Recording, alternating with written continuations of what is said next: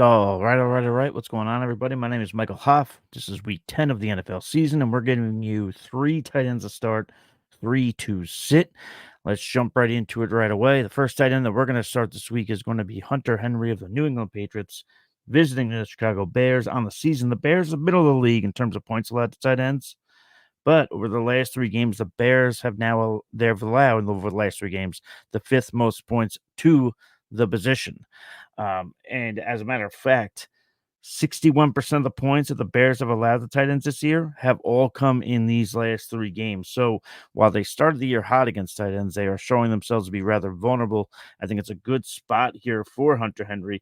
Hunter Henry currently leads all Patriots skill position players with a 20% target share on the year. Henry also has 5 games with 5 or more targets. 4 of those games have come in Henry's last 4 games. Now, I think this is going to be a bad spot for Drake May. If you go check out my quarterback start sit video, I do have him as a sit. Be that as it may, though, there are weeks in which a quarterback can struggle, but a skill position player can still do well, given the fact that Henry is the leader in the target share, as I mentioned.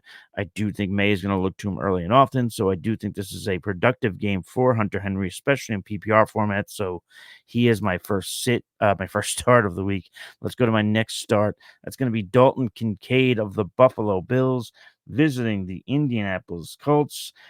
It's been hit and miss for Kincaid this year. But this week though is going to be the hit.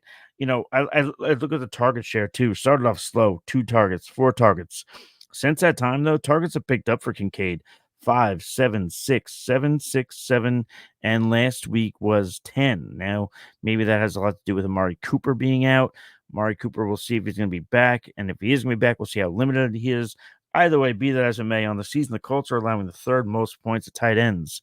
That's going to include 6 games of allowing 10-plus points to tight ends. More importantly, their defense has allowed 20-plus points to the position in 2 of their last 3 weeks. So I think this is a good spot for Kincaid to give you one of those performances in which you drafted him high for earlier this summer. Let's get to my last start. I gave you Hunter Henry. I gave you Dalton Kincaid. I'm going to give you one that's a little under the radar. It's going to be Mr. Theo Johnson of the New York Giants playing the Carolina Panthers. He's technically at the Carolina Panthers, but just so you know, this game is in Germany, so that's a 9:30 Eastern Standard Time start on Sunday morning. Get up right away, set those lineups. But hear me out on this one.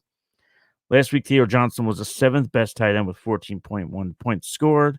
So there's some optimism there. There's finally utilizing tight end over there. Also, over the last 2 weeks, Johnson has played 91% of snaps and he's had a 16% target share.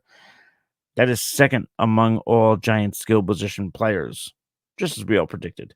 In terms of the Panthers, though, they're allowing the 5th most points to the position right now and have allowed 10-plus points to tight ends in 6 games this year.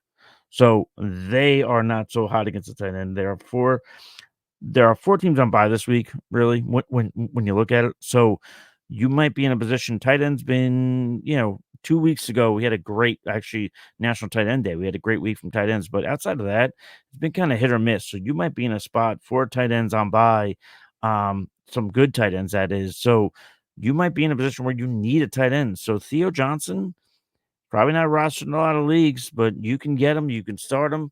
I like him. I think he produces this week, so he is a start for me. I love the matchup. If the matchup was better than the Panthers, I mean, like a better defense, then I would say absolutely not. But I think this is a strike while the iron's hot spot. Let's get to our sits. And the first one for me, playing on Sunday Night Football, Mr. Dalton Schultz going up against the Detroit Lions. Lions are allowing the fewest points to position. Along with that, they've allowed less than 10 fantasy points to tight ends in 7 of their 8 games this year. Not helping Schultz either. The Lions have only allowed 1 touchdown to the position this year. That's not great either. He's currently only averaging 9.5 yards per reception. His 3 previous years, he's had over 10 yards. I don't know if you want to equate that to Stephon Diggs, who's no longer there. Obviously, he's out for the year with knee injury. Not getting utilized as much, but he's also averaging only 8.6 fantasy points on a per game basis, and he has yet to give you a 10-point performance. Just to me is an absolute bad spot for him, even with Diggs being out, like I mentioned. So he's an absolute bona fide sit. I know maybe a name like when you think about a Dalton Schultz or a Theo Johnson, who to start, who to sit, you automatically lean towards Dalton Schultz because he's a name. But I don't like this matchup. I don't like his fantasy production. So he's a sit for me. On the other side of the ball there, on the other sideline, I should say, for Sunday Night Football, my other sit is going to be Sam LaPorta of the Detroit Lions. He will be at the Texans. And, just as bad as it is for Dalton Schultz in terms of matchup, it's not great for Sam LaPorta either. Texans are allowing the second fewest points of position. They are also allowing the fewest yards on a per game basis to tight ends.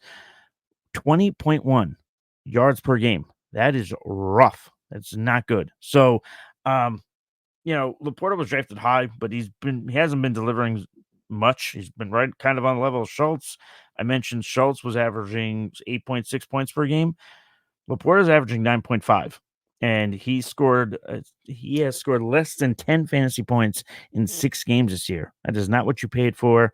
And you're not going to get any better this week. I do not like the matchup. So listen, I get it. If it's name value, if you want to run him out there, go ahead. But the disclaimer here, I don't like him this week. I think he has another dud performance for you. I'm sure you've been living with it all season long. So Dalton Schultz, Sam LaPorta, Sunday Night Football, the tight ends will not play well.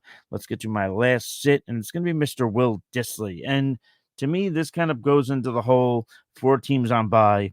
Maybe you're looking at Dissly had a 9.1 outing a couple weeks ago. He's also got an 18% target share over the last 2 weeks. Maybe that smells like a little bit of opportunity, but it's going to smell a lot worse on Sunday against the Titans defense, allowing the 5th fewest points of the position. You know, they've allowed tight ends points to tight ends over the last 2 weeks. There was a 20-point game, then it was a 15-point game. Those were against much more formidable tight ends. It was a LaPorta, we previously mentioned. He finally had a good week there. And then after that, it was Hunter Henry, who's one of our starts. But so outside of that, though, they're not allowing much of anything. And I know Dis has got a high target share.